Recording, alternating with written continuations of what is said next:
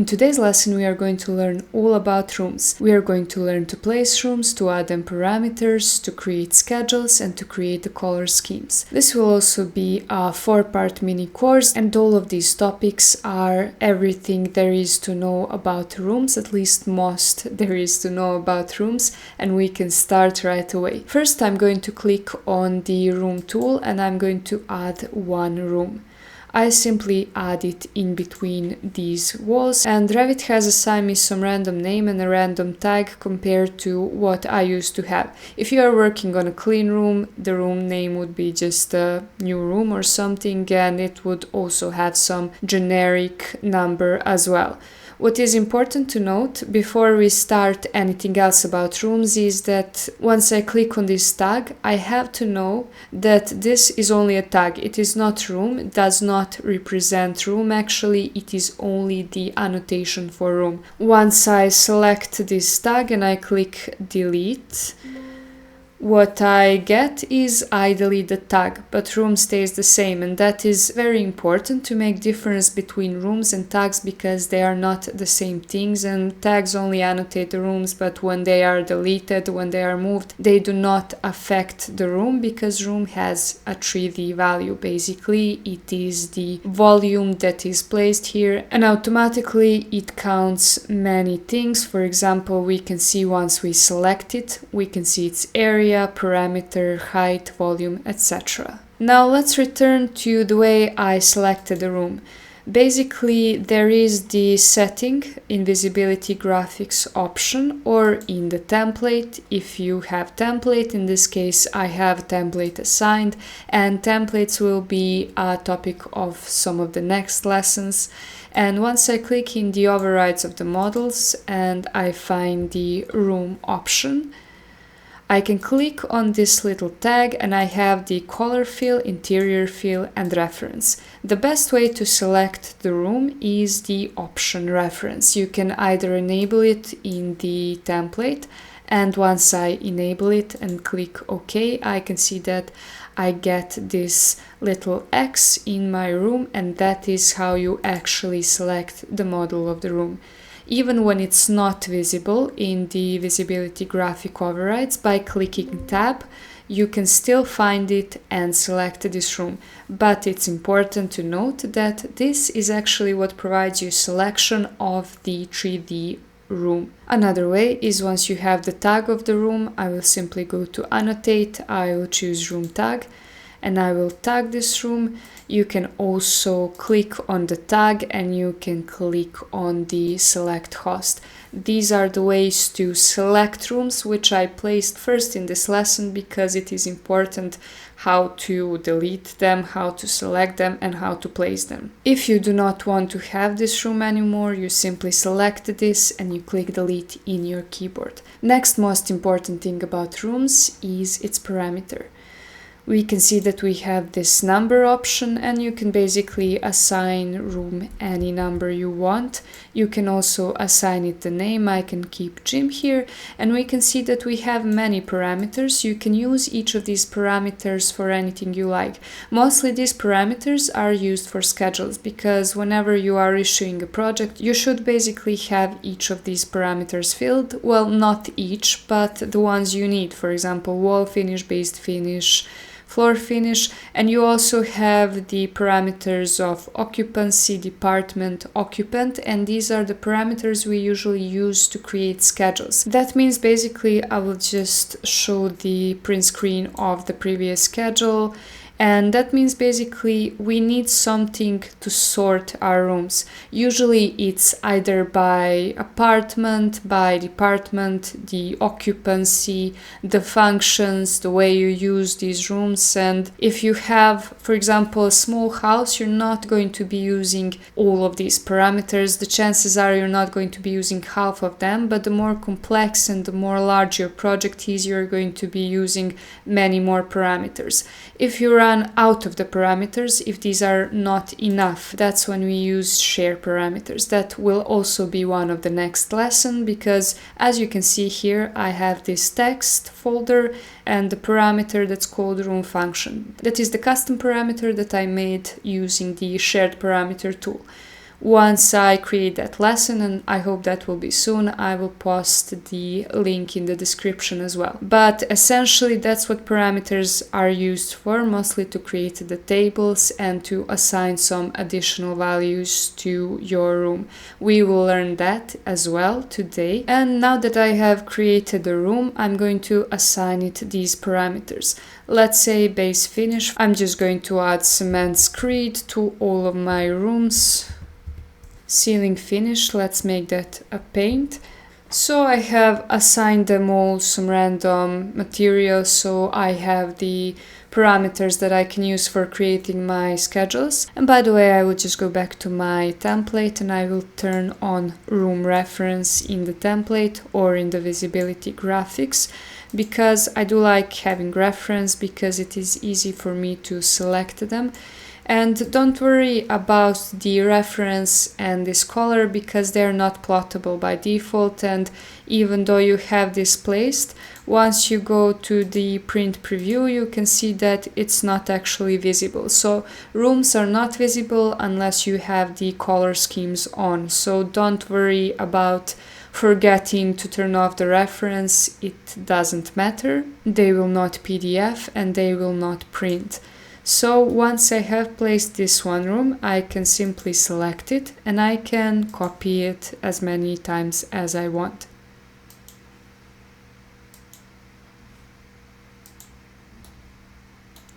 I will also keep in mind that once you have assigned the parameters to one room, they will copy to the next room. And that is mainly the reason why I did this right away. I have added parameters that I knew of into one room because I did want them to be retained. So I have easier time just changing later because, for example, ceiling finish and wall finish will in this project be the same for most of my rooms. So I don't have to insert them every time separately. I can just retain this, and I also have my numbering that is going by some order.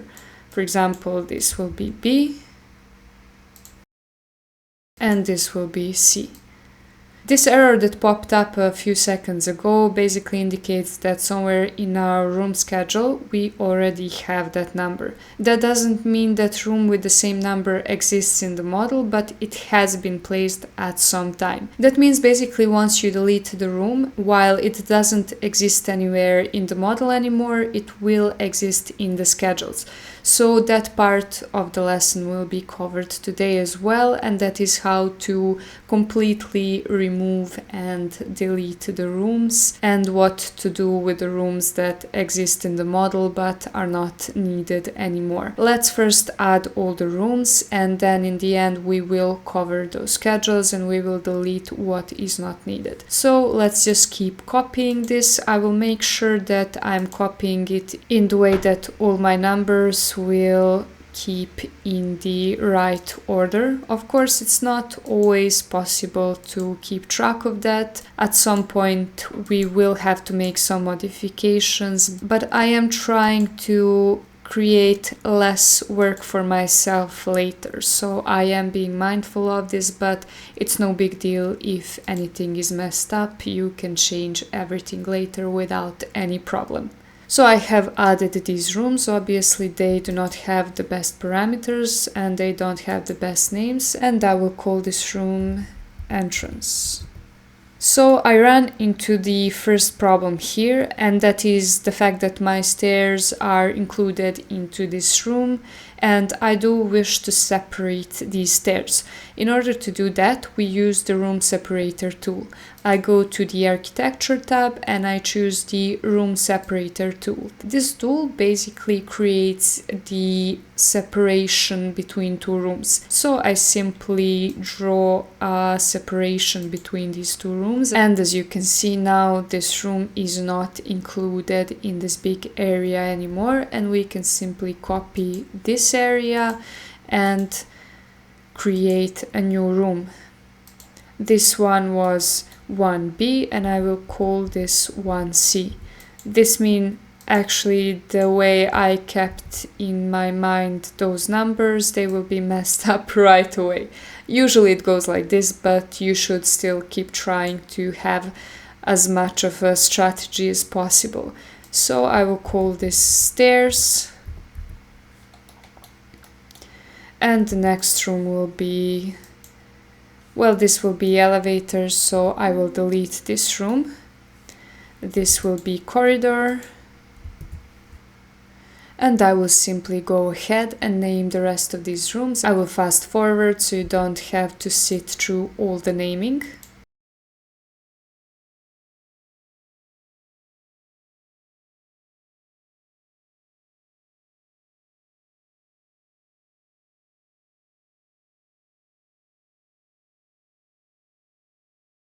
What is also very cool is once I have added the room names to the first apartment, I don't have to type in all of these rooms. I can simply now choose the name from the drop-down menu if it's the name of the room we already have previously. And since all of these apartments are similar, most of these rooms actually exist, and I can simply now choose them from the drop-down menu.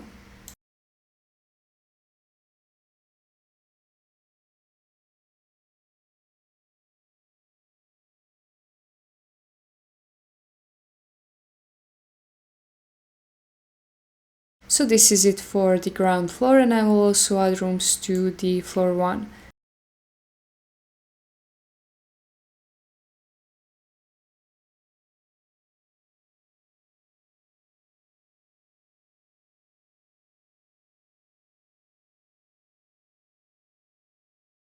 And now I've run into the next issue, and that is this area that I wish to show as an entire area in my schedules. I do not wish to have any separation in this area. I want to show this as one area despite me having walls in here. What you do in these cases is you simply select these walls that separate your area and you find this room bounding parameter. You turn it off, and now we can see that this room has become one single area. These walls are not separation for the room anymore. Once we have done anything, we have placed these rooms, we can simply add our tags. We can either go to the annotate and go to the room tag and keep adding room by room, but another option that you have is you can go to tag all option.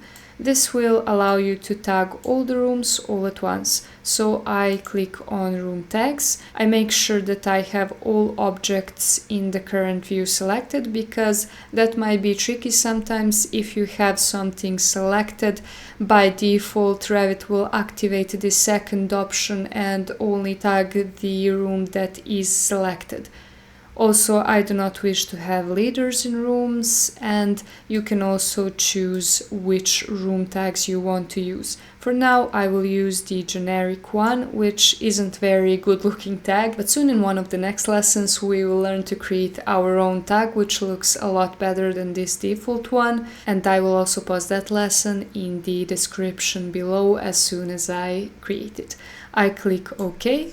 And now we have this beautiful default tags, but don't worry, like I said, very soon we will learn to create this pretty one, and that will be in the same playlist, in this same mini course about the rooms.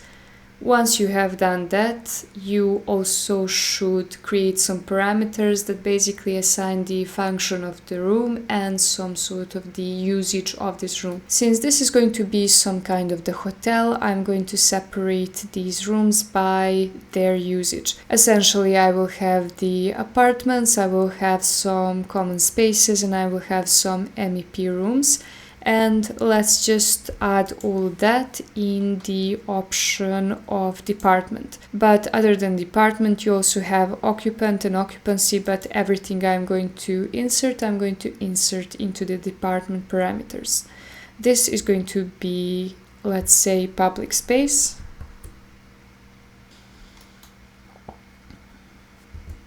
This is going to be, let's say, entertainment area, and then we have the corridor, which is also public space, and the rest of these I can just select all together, I will just add the ones that I haven't selected, and I will go to filter and I will select the rooms and simply assign them all together the department of apartments.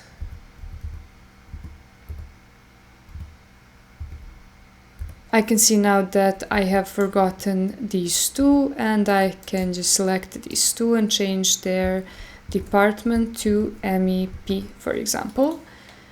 And I do that on the L1 as well. And I will simply place all of this as the restaurant.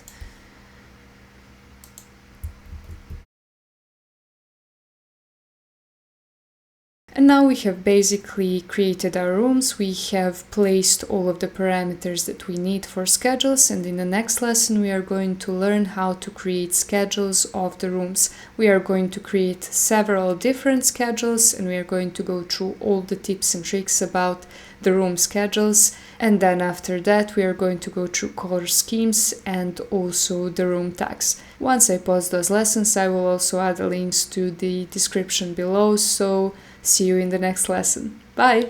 If you want to learn Revit like a pro, take a look at my architectural course through the link below. You will learn how to develop the project from concept to final design using Autodesk Revit. It is ideal for beginners but valuable for anyone looking to build a solid foundation. By the end, you'll know how to take a design from concept to detailed documentation with confidence and clarity. You will gain a solid Revit workflow you can actually use independently or in work in larger teams in architectural studios. With almost 100 structured video lessons, it is designed to help beginners master Revit step by step. To support your progress, I've included assignments with each lesson, plus the opportunity to ask questions and receive guidance directly from me whenever you need it. This way, you're not just watching tutorials, you're actively learning, practicing, and improving every step of the way. Thank you for watching and see you in the next video.